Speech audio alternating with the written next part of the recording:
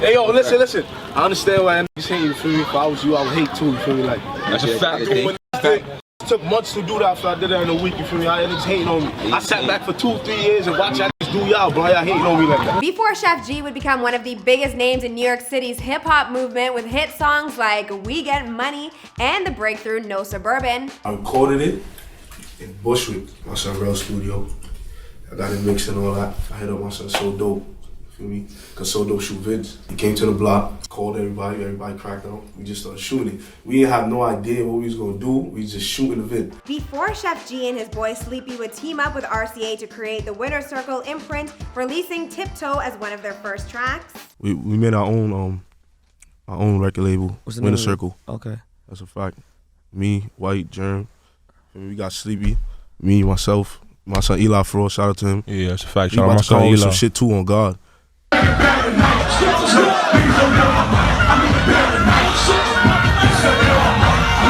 Before Sheff G would have 11.7K followers on Twitter, 561K followers on Instagram, and over 196K subscribers on YouTube at the time of this recording. None of us really know where our lives are gonna take us, and Sheff G was no different. Growing up as a kid, the man who's now at the center of the Brooklyn drill scene never even thought he'd be a rapper. But these days, he's got over 10 million streams on Spotify off of his singles alone.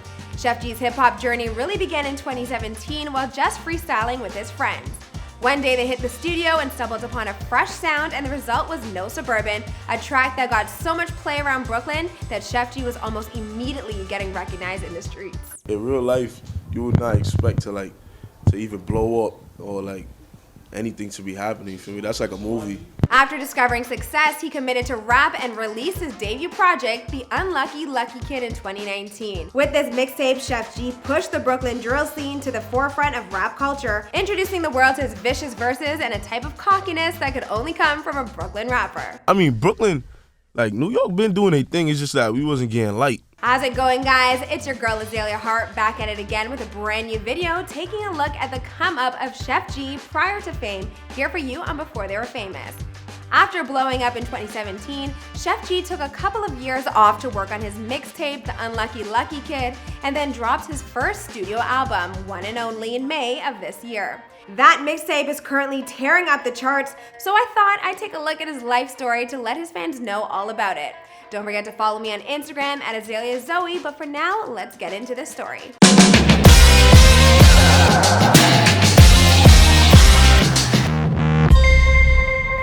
Be sure to subscribe and hit that bell. Boom! Sheff G was born Michael Williams on September 23rd, 1998 in the Flatbush section of Brooklyn, New York. Like a lot of kids in Brooklyn, Sheff grew up in a Caribbean household and had relatives of Haitian and Trinidadian descent. Breach that's Haitian, that means money, that's Creole. My dad and them is Haitian, my mom's name is Trini. He lived in a one-bedroom apartment with his mom, grandma, aunts, cousins, and sisters, where his family would always play soca music every chance they could get. He told Pitchfork, on Sundays, my grandma would blast music while cooking doubles, swordfish, curry chicken, all that. But surprisingly, soca didn't grab a hold of Sheff himself. Instead, he found his own identity in the music of Chief Keef, G Herbo, and Lil Durk. He told Pitchfork, I remember Kill It was one of the first songs to ever make life feel normal. Like, damn, they're all the way over there in Chicago going through the same as me. I had to make music like that too. But before he would get an opportunity to do just that, Sheff found himself falling into the same gang-related activities of many of drill's forefathers. The motivation was always cash, and the gang lifestyle ultimately proved to be unescapable for Sheff in Brooklyn. His mom tried to keep him at home off the streets, but he would always just dip out. What is that struggle about when you say it's the same kind of struggle? What do you identify about? Like getting money when it comes to school, everything.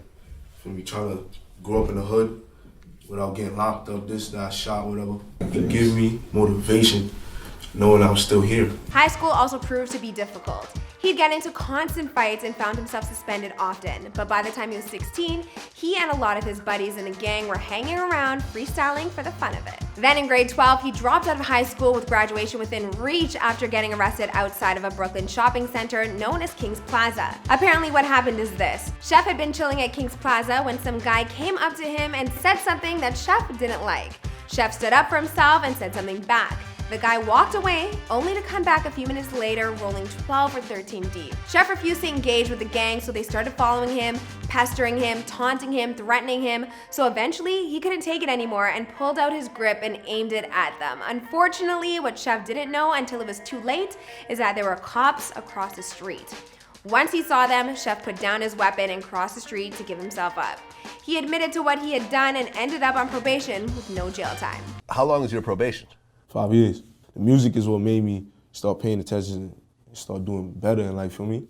That's what made me smarten up. While he was dealing with his probation, Sheff G decided to turn his life around and get serious about trying to get time in a recording studio. In 2017, he got a buddy to shoot a video for his song No Suburban right outside his own block. When the video was all finished, Sheff uploaded that baby to Facebook and it just started blowing up. Next, he put it up on YouTube and it would just sit there watching the views go up, up, and up. In only about 2 weeks, he had 500,000 views. He couldn't even go outside anymore without getting noticed. At first, Sheff G really wasn't expecting much in putting out his music. He was just rapping because everyone in his hood was doing it. To become a real rapper was nothing more than a dream. So when No Suburban found success, Sheff realized that his next steps were crucially important. Then 2018 happened and Sheff suffered a setback that he's hesitant to go into details about.